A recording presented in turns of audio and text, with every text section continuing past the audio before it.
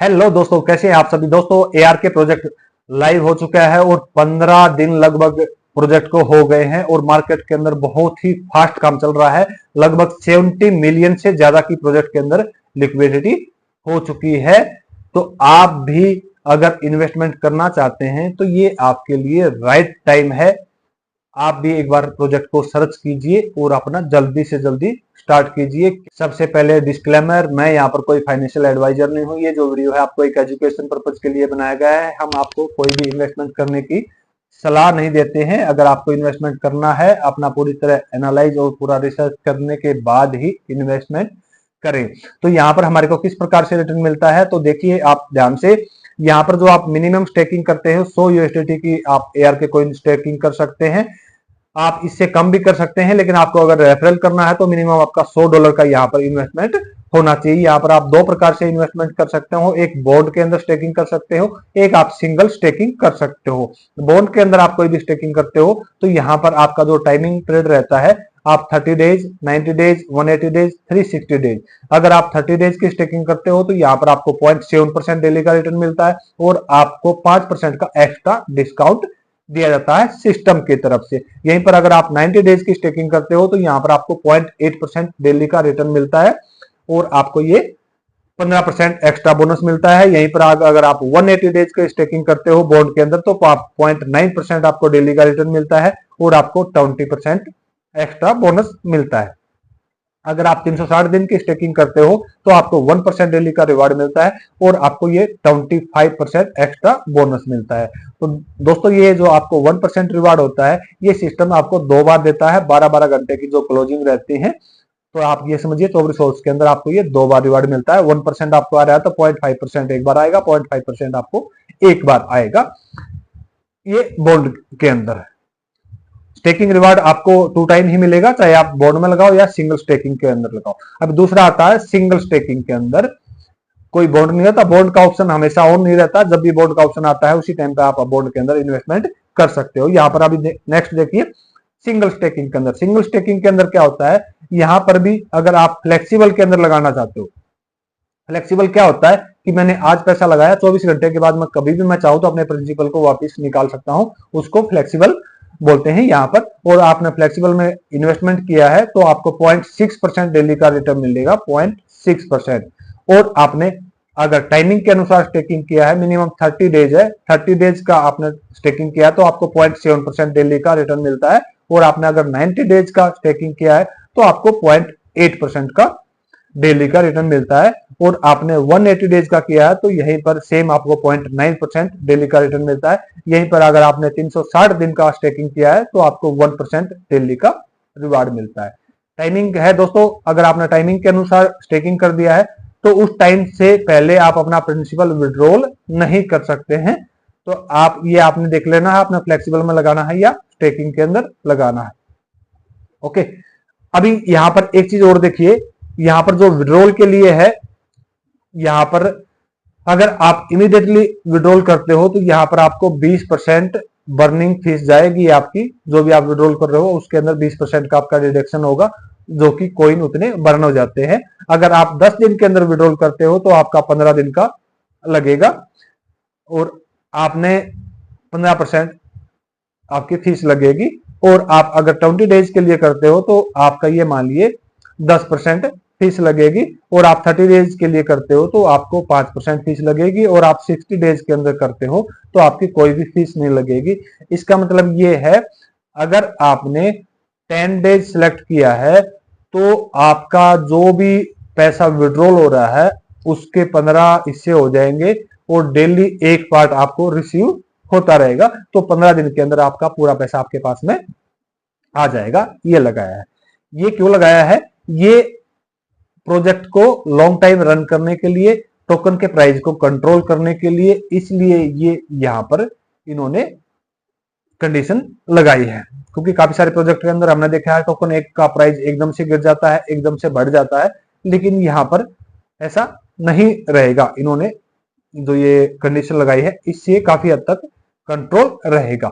दूसरा एक सिस्टम और इन्होंने लगाया है, आरबीएस मॉडल इसके अंदर लगाया है। आरबीएस जो सिस्टम है वो क्या करता है, वो इस टोकन के अंदर कोई भी बल्क बाइंग होती है या पैनिक सेल आती है, उस टाइम के ऊपर वो प्राइस को कंट्रोल करता है और प्राइस को कभी भी ज्यादा ऊपर नहीं जाने देगा, एकदम से ज्यादा नीचे नहीं गिरने देगा। जैसे काफी सारे प्रोजेक्ट के अंदर आपने देखा होगा टोकन का प्राइस $30 का है और थोड़ी देर के अंदर हम देखते हैं तो वो टोकन का प्राइस $5 का आ जाता है, $2 का आ जाता है। तो इस प्रकार से ये पैनिक सेल के अंदर आरडीएस मॉडल है वो प्राइस को कंट्रोल करता है।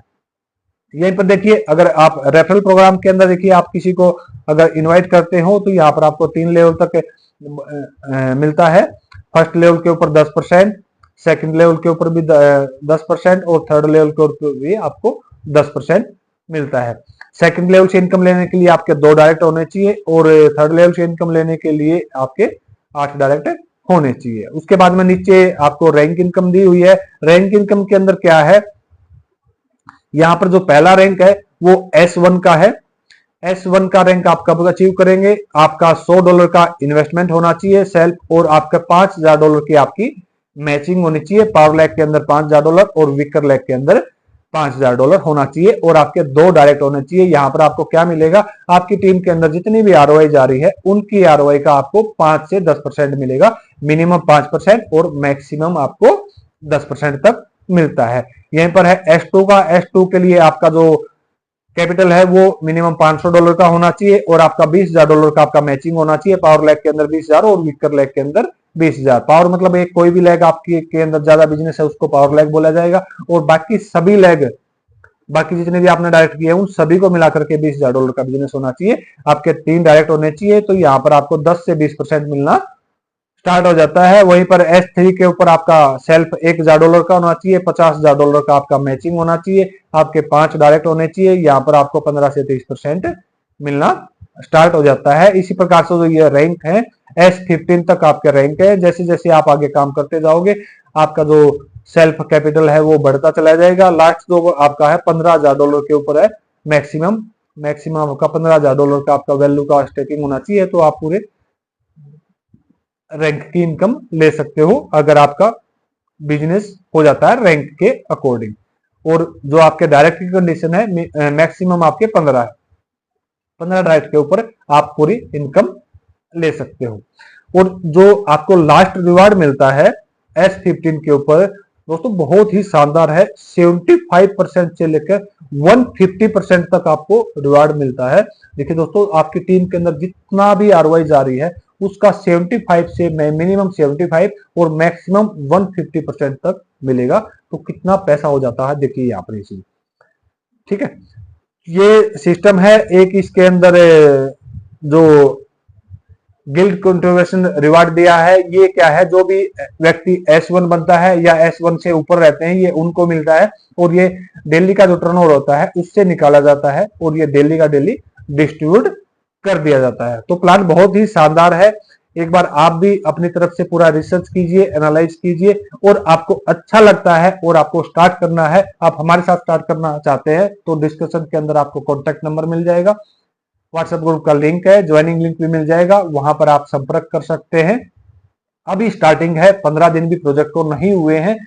अगर आप अभी काम स्टार्ट करते हैं तो अर्निंग का बहुत अच्छा मौका है। अच्छे लेवल के ऊपर अगर प्रोजेक्ट हिट होता है तो आप भी बहुत बड़ी इनकम कर सकते हैं और प्रोजेक्ट के हिट होने के पूरे चांसेस हैं क्योंकि प्रोजेक्ट इंटरनेशनल लेवल के ऊपर लॉन्च हुआ है और अलग अलग कंट्री के अंदर बहुत ही फास्ट काम हो रहा है। और आप ये देखिए 15 दिन के अंदर 70 मिलियन की लिक्विडिटी आना आसान बात नहीं है। तो बहुत स्ट्रॉन्ग कम्युनिटी इनके साथ में कहीं ना कहीं इन्वॉल्व है, तभी ये जाकर के पॉसिबल हुआ है।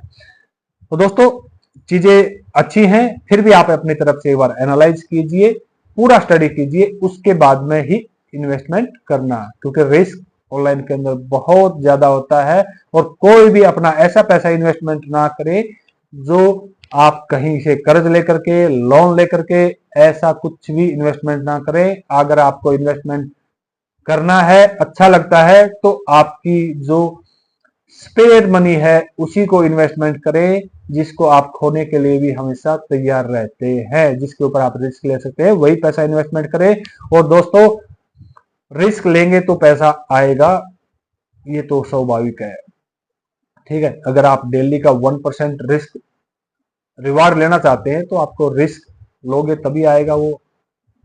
ठीक है, तो सारी चीजों को आप समझदार हैं, खुद समझदार हैं। आपके जो भी व्यक्ति इस फील्ड के जानकार हैं उनसे डिस्कस कीजिए, एनालाइज कीजिए, आपको फिर अच्छा लगता है तो देन स्टार्ट कीजिए। ओके दोस्तों, चैनल को लाइक शेयर एंड सब्सक्राइब करना नहीं भूलें। Thank you.